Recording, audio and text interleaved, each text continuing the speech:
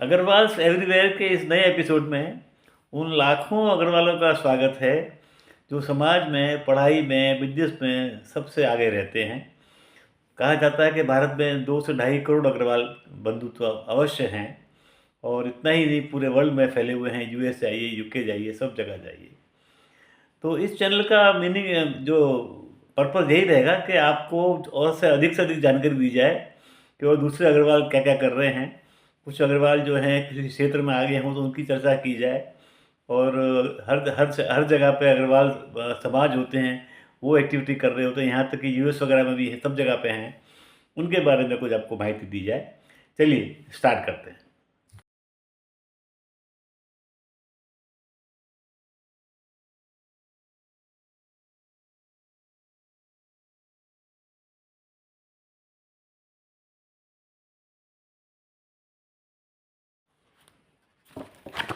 चलिए हल्दीराम की चर्चा करते हैं।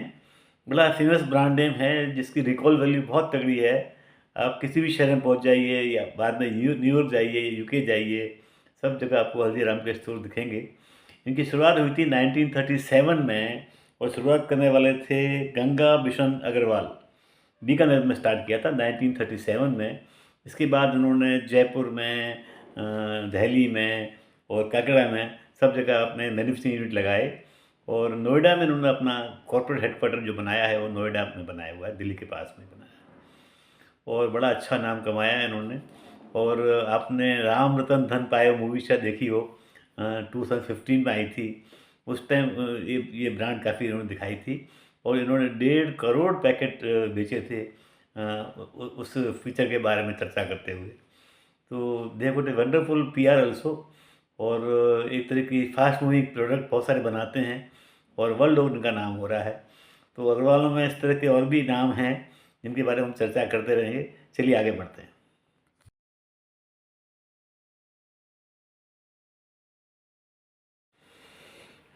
अब बात करते हैं रितेश अग्रवाल जी की। बड़ी यंग एज में इन्होंने काफ़ी अच्छा नाम कमा लिया है। He was born in November 93, that means he is only 31। और फॉर्ब्स की लिस्ट जो होती है एशिया की, फॉर्ब्स 30 और अंडर 30 की जो एशिया की लिस्ट है, उसमें भी उनका नाम आया है। और ओयो रूम्स के नाम पे उन्होंने हॉस्पिटलिटी इंडस्ट्री में खूब नाम कमाया है।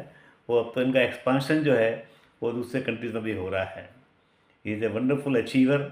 कटक में जन्मे हैं और वहाँ से दिल्ली शिफ्ट हुए और फिर उन्होंने पीछे मुड़ के देखा नहीं है। और अब क्या उनके बारे में कहा जाए। अच्छा, ये भी आप कीजिएगा कि जिनके जिनके बारे में हम चर्चा करेंगे, आप उनके बारे में गूगल कर सकते हैं टू गेट मोर डिटेल्स। तो उनके बारे में आप ज़रा देख लीजिए। और ये फैक्ट है कि अगले और 10-20 सालों में अभी उन्होंने एक स्पिरिचुअल जो है टूरिज़्म इंडिया में ज़्यादा शेप लेगा, इसके बारे में चर्चा की और न्यूज़ में रहे। और ऐसा हो भी रहा है कि अयोध्या हो, बनारस हो, सब जगह पे ये अपने रूम्स बनाएंगे और काफ़ी अच्छा पैसा भी कमाएंगे, हम कह सकते हैं। चलिए, my all best wishes to mister Ritesh Agarwal. चलिए आगे बढ़ते हैं।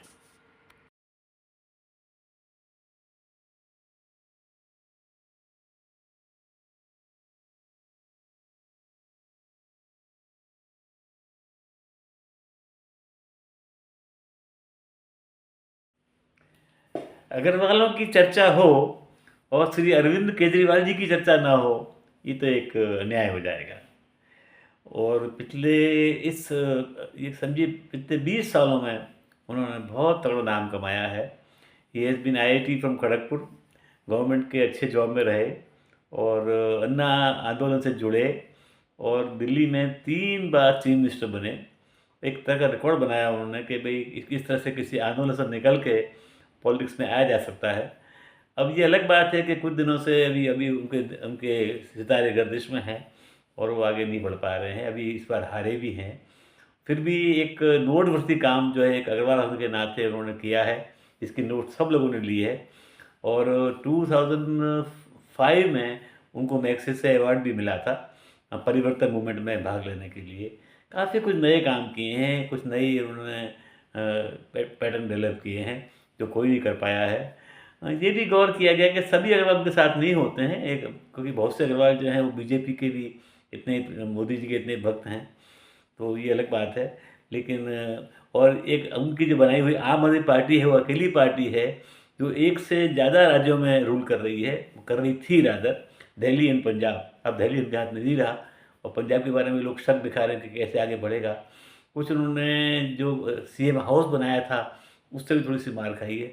सब कुछ चलता रहता है पॉलिटिक्स में, लेकिन एक उन्होंने एक नया काम तो किया था, इसमें कोई शक नहीं है।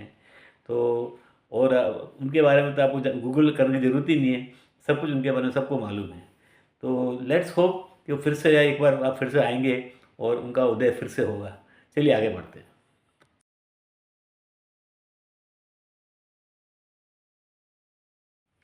यदि आप भूले न हो तो कोविड के टाइम में देव अग्रवाल जी जो हैं अक्सर टीवी पे आया करते थे और ब्रीफिंग किया करते थे। एक अच्छे ब्यूरोक्रेट हैं, सिर्फ 53 की एज है और आईआईटी दिल्ली के पास आउट हैं और काफ़ी अच्छा उन्होंने कैरियर अब तक का पास किया है। और once again I will request you to do Google for in more details. लेकिन उनका भविष्य जो है काफ़ी अच्छा लग रहा है, क्वाइट एन इम्प्रेसिव पर्सन और अच्छा ब्रीफिंग करते थे। दैट वाज ऑल ड्यूरिंग 2020 और उससे पहले भी। उसके बाद में अभी तो ज़्यादा उनको हम नहीं देख रहे हैं, लेकिन उनका फ्यूचर जो है वो काफ़ी ब्राइट है, इसमें कोई शक नहीं है। My all best wishes to mister Lav Agarwal.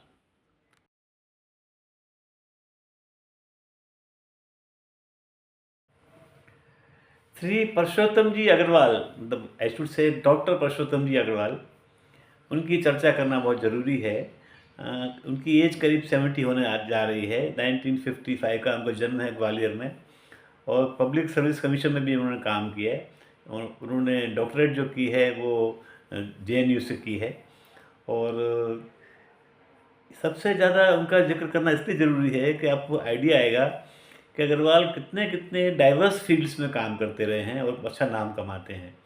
पुरुषोत्तम जी जो हैं उन्होंने बहुत सारी बुक्स भी लिखी हैं, वो भी आप देखिए। और once again I will request you to search on Google उनके बारे में। काफ़ी अच्छी पर्सनालिटी है और अभी भी जो है वो उनका भविष्य जो है काफ़ी बढ़िया है, इसमें कोई शक नहीं है। A learned Agarwal I should say my best wishes to doctor Purushottam Agarwal ji.